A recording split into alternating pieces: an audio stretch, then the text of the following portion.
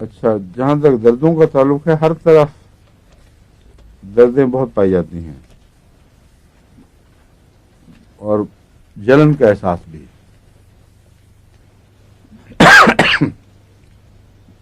Middle of chest میں بھی گرمی کا احساس، اور بائیں طرف بھی گرمی اور دکھن.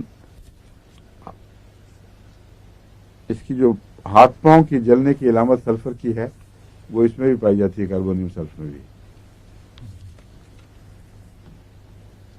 ہیوینس بڑی نمایاں ہے، اوپر کی لمبس کی ہو یا نیچے کی لمبس کی ہو.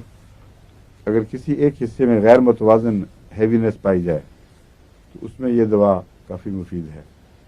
چلتے پھرتے ٹانگوں میں زیادہ درد اور ہیوینس محسوس ہو، اور یا کام کرتے ہو دوسرا ہاتھوں میں یا بازو میں ہو، تو اس کے لیے بھی ایک اچھی دوا ہے.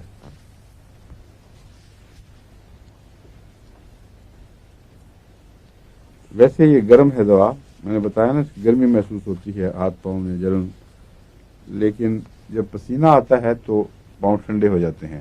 ہاتھ میں پسینہ آئے تو ہاتھ ٹھنڈے ہو جاتے ہیں.